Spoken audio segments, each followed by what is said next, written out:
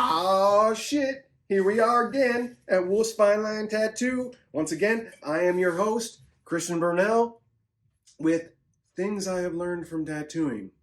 Small little tips and thoughts that I hope will help other artists and creative along their journey. These are things that for some reason or another tattooing kind of beat into my head in a different way than anything else had. So I'm just trying to share them. I hope everyone's doing well. Once again, I am keeping up with the gratitude practice I mentioned in a couple videos ago. Still it's still working out. I highly recommend it to everybody. I hope everyone's doing well. Today, our subject is going to be part of being an artist or being creative. Another one of the responsibilities of being an artist that I think is we all need to survive being an artist. There's this quote by the writer Charles Bukowski that I used to love. It's like, find what you love and let it kill you. Now, for some of us, there's this really like beautifully noble romanticism around that quote. Very often, for a lot of us, for just being an artist can feel alienating at times, and this sort of dream of being devoured by one's work sounds like the stuff of legends, but it's not. Every artist who's died too early, period. There's nothing great about that. As usual, though, I mean this survival thing in a specific way, but before I get into exactly what I mean, I'm going to talk about some things that I don't mean, because I also actually see them as really important. You may think that what I'm talking about is physical fitness. That's not what I'm talking about, but I still think it's very important. I won't go into like the whys or the like physiological explanations of why it's good for you, because I'm sure there's like hundreds, if not thousands, of videos on YouTube that absolutely extol the benefits that physical activity can have on your body and your mind, your longevity, that are going to do it way better than I will.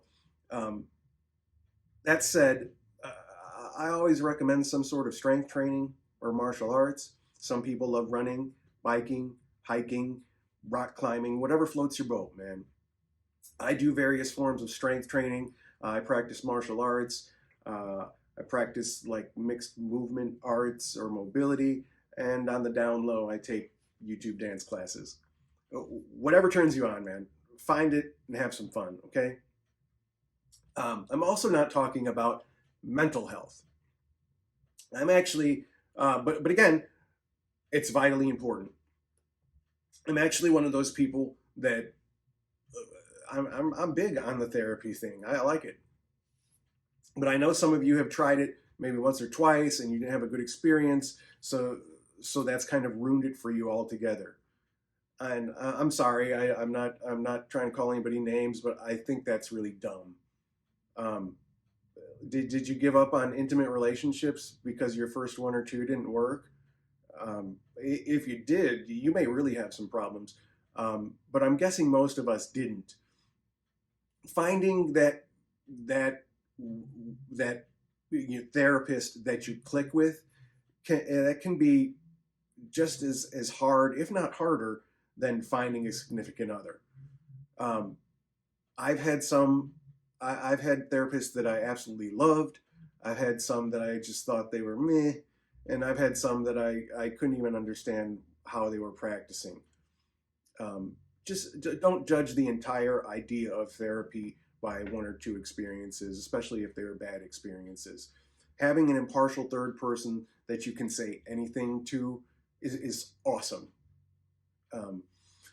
If you think you can't afford it or you don't have time, there's easily a dozen or better apps and shit online now. I think just about every doctor, therapist, psychiatrist, psychologist, counselor, whatever they are, to have some sort of online thing now.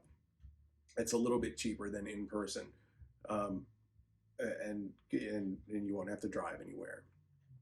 If you still can't see yourself doing something like that, well, just about every, if not every, artistic practice that's out there now has some sort of class, coaching, or mentoring thing online that you can get into.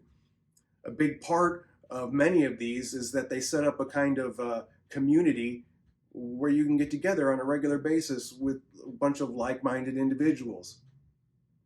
Sometimes just hearing other people say that they have the same thoughts or problems as you do, it can be like have an amazing impact on you. And sharing and talking about your work with people outside of your normal social circle is absolutely critical.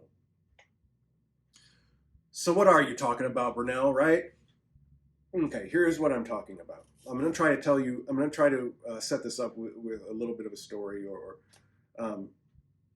When I first started tattooing, and people would come in with their things that they printed offline or whatever, I would try to do some extra designs, because in my head I assumed, who would want this thing that they got offline that they know anybody else can have? And sometimes I've already told them I've either done it or seen other people do it at least a dozen times. Why would they want this exact thing, right? So so often I'd sweat this thing. Like I'd go home, I'd stay up late, absolutely sweating like fucking Lizzo climbing the Empire State Building stairs when the fucking air conditioning's gone out. Just like stressed to the max, dude. Just to end up coming in and showing them the designs and have them go, I'd still rather have the thing I got off of Pinterest. So eventually I realized that I can't live like that. I can't survive like that. It's not sustainable to be that stressed every day. Life itself is going to end up throwing so many other things at us to absolutely beat the artist out of us, that our creative process should not be another one of those things. I talked in my last video about how having a process or developing a process for yourself will help you pinpoint strengths and weaknesses in your artistic process, or in some cases may help you just totally figure out things that you could wipe out entirely. For instance, when I needed a website, I had taken a class on web design when the internet was brand freaking new. Now it's almost useless. So at first I started watching a bunch of videos on how to make a website and beating myself up about how I should have kept up with it, how I'm an idiot for not doing that, oh, I suck, blah, blah, blah, blah, blah. As you can tell, I snowball pretty quickly. So eventually I was just, you know what? No, cut it out. I just hired somebody else to do it. I made a mock-up. I made mock-up pictures of what I wanted the website to look at, sent that to them, said this is how I want it to run. Boom. Stress eliminated. I'm making some videos for some of the music that I produced. I wanted some animation in them. So again, started watching some videos, started figuring out things on my iPad that I could, like very rudimentary animation, started telling myself how I should have got into that earlier. Completely stressed about it. Eventually I was like, no, fuck it, cut it out. Found somebody else, hired them to do it. Yeah, animation is expensive, but you know, my mental health is how much is that worth to you? How much is not being stressed to the fucking gills, huh? Anything that makes you beat yourself up or think that you suck in some way, cut it out. Get rid of it or figure out how to attack it in a new way. The trick here is to just not do away with things that actually are necessarily part of your practice, or that you think you can do, or even maybe things that you feel like you should be able to do. It might require some hard honesty on your part, but don't just cut out or leave out things that are actually important. You may need some classes or to watch some videos whatever the case may be, the thing is that you do it on your terms without beating yourself up about it for stressing. Some of us, and I used to be one of these people too, would like to say shit like, I work better under pressure. Okay, maybe you work great under pressure, but I'd be willing to wager that you work even better not pressured. Now, if your art or your practice is actually your job or your livelihood, it's going to happen. The pressure, the stress, it's going to come eventually. Life happens. If it's not your livelihood and you do art sort of on the side, self-imposed deadlines and goals are great. Just be wary that you're not killing yourself over them. Be kind to yourself. Don't stress about them. I did take one of those like online coaching mentoring classes, and they give you like daily practices. Or I'm sorry, they'd give us like daily practices and affirmations and things that we that they basically prescribed to us or suggested that we should do. And then when we get together with everybody, it wouldn't just be me. There'd be me and other people who were absolutely beating the shit out of ourselves because we didn't do every one of these things on the checklist regularly. If you're anything like me, I've got decades of being negative, of beating myself up. So in the year or two now that I'm been trying to be more positive, I'm obviously not going to undo all that. So I have to be kind to myself and realize this is a process. Are there things? Do I still make extra designs? Absolutely. I just don't stress about them like I used to. And if I'm being really honest, it may sound like some bullshit, but when I stress less about them, people end up picking them more, if that makes sense. Or as before, I would say like 80-90% of people would take whatever they brought in originally, whereas now I'd say it's almost a 50-50 thing. Are there things that in my creative process that I need to work on and continue improving on? Without a doubt.